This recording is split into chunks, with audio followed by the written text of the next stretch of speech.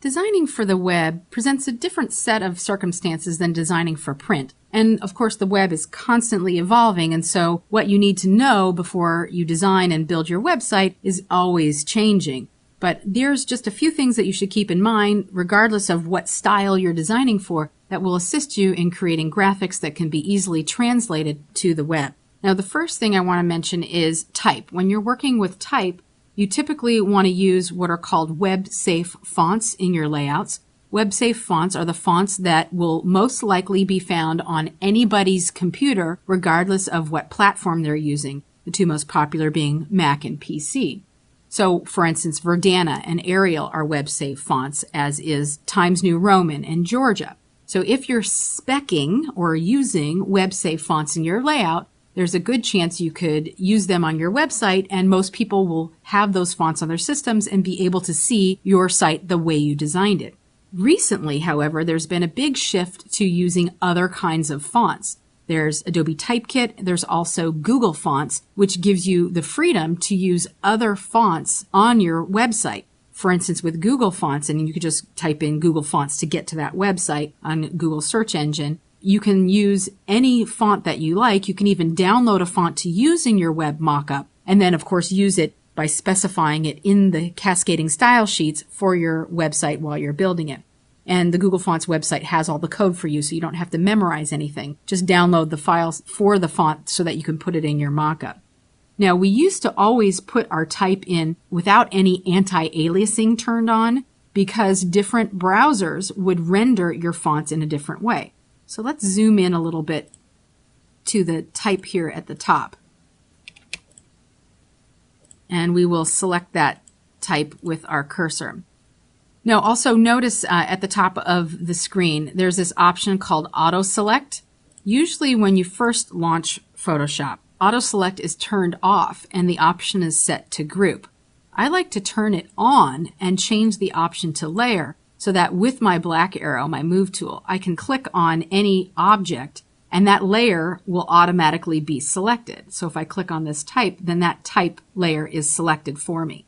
So you can see that the type has jagged edges, and that's because the anti-aliasing is turned off for this layer. And as I was saying, text used to be rendered differently on different browsers. So for instance, if you were using an old version of Internet Explorer, and then you used a newer version of Safari, the font on Safari would look much nicer, cleaner, crisper because it had a newer rendering engine which would give you the nice smooth letter shapes. Now, probably in the last couple of years, I would say, most browsers have improved their rendering engines, so you no longer need to work with fonts that do not have anti-aliasing turned on. So what I would do in this case is turn it on to one of these options, sharp, crisp, strong, or smooth, depending on which one looks the best. Now I'm at 200%, so I might want to zoom back out to 100% to see what looks best based on this particular font that I'm using here. I want the one that's going to look cleanest and crispest with this particular font face. So probably that first one, sharp. Which one you use will depend on the font that you've selected because they render differently on screen. The next thing I want to talk about is working with placed art. So let's zoom back out again. And you notice that there's no logo here at the top left of the page. Usually logos are designed in vector programs like Adobe Illustrator because that gives you the flexibility to scale them up or down to any size for any purpose. So you would probably have your Illustrator artwork that you'd want to place a copy of into your document. You may not know what size it needs to be until you get it into your document and size it relative to the other objects in your layout. To place an image from another file like Illustrator, it will come in as a smart object, which means that it will retain all of its editable vector qualities, so you could scale it up and down without any loss of resolution, which is different from a regular image. If you brought it in and you scaled it down and then tried to scale it back up again, it would look terrible. So bring it in by choosing File, Place, and I happen to have created an image for you in Illustrator, which is just the logo. This Place PDF dialog box will come open, and you can choose whether to insert the page or just the image. And I just want the image, not the whole page, not a bunch of black areas around it. So I'll choose Image and click the image itself, then click OK, and the image comes in. So while the image has this bounding box around it, I can scale it, I can rotate it, get really big. I'm going to hold down my Shift key. I can make it really small.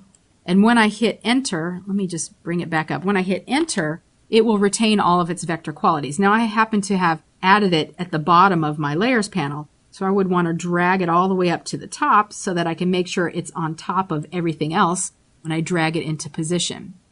Now that it's up there, if I needed to modify the size, I can do Command or Control T to bring up my bounding box if I needed to transform it in any way, and then move it into position. So for instance, I might want to use my left-right arrows to make the L line up with the H in how it works.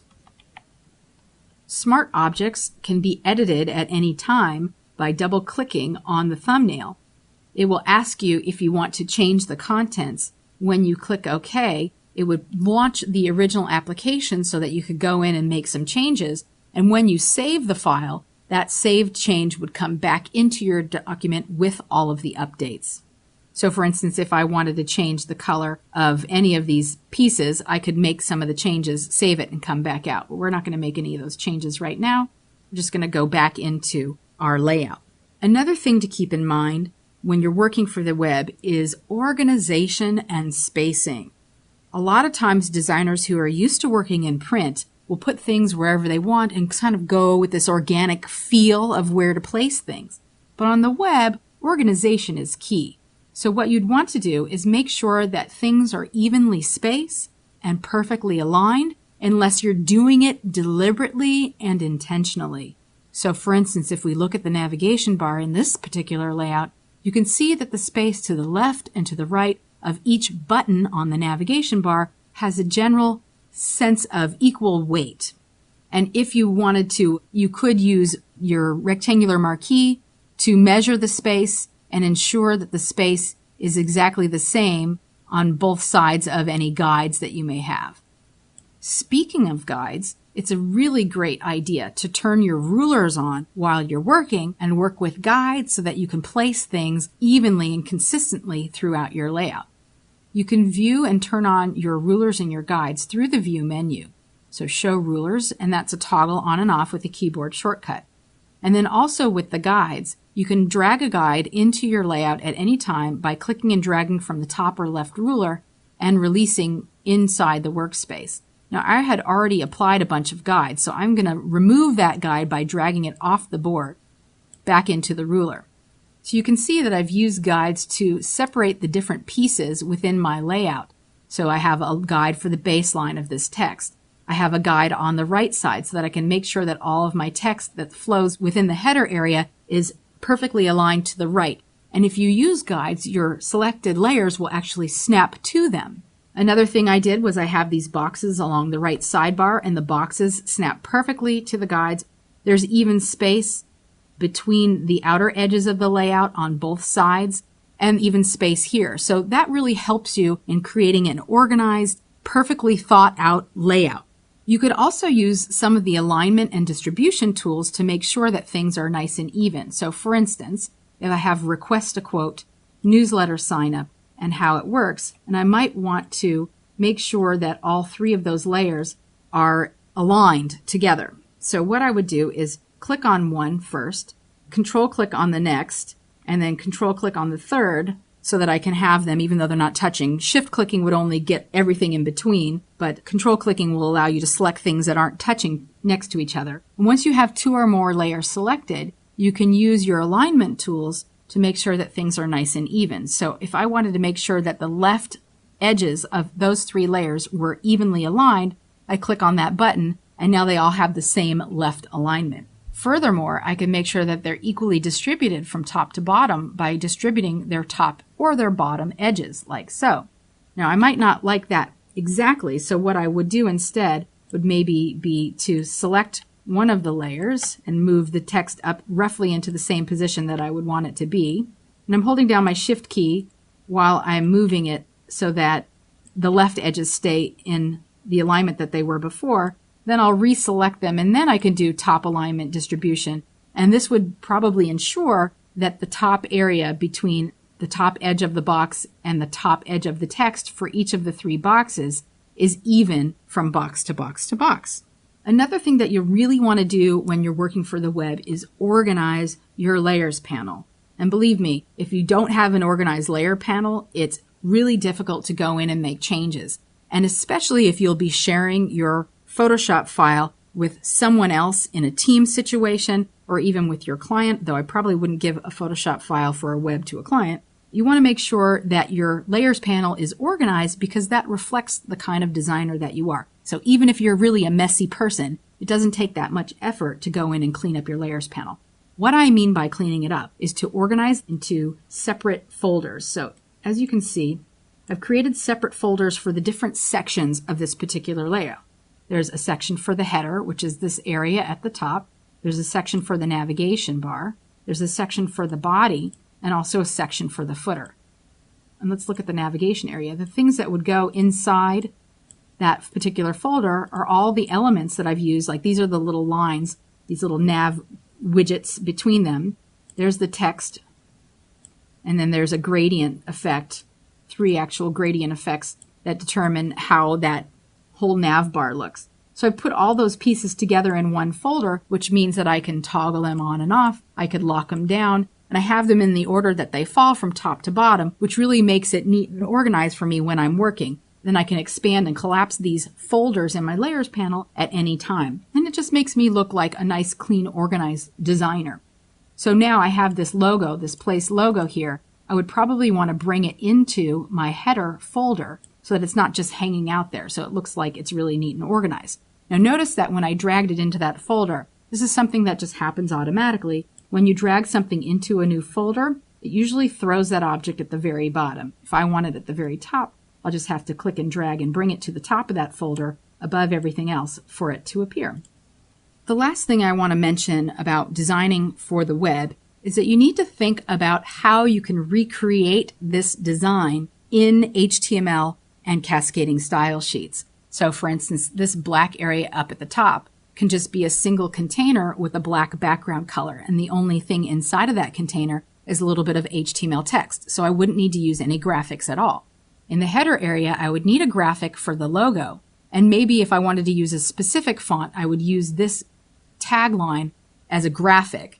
But for Call Today and the 800 number, I would want to use HTML text, and the background could be a background color. It doesn't have to be an image.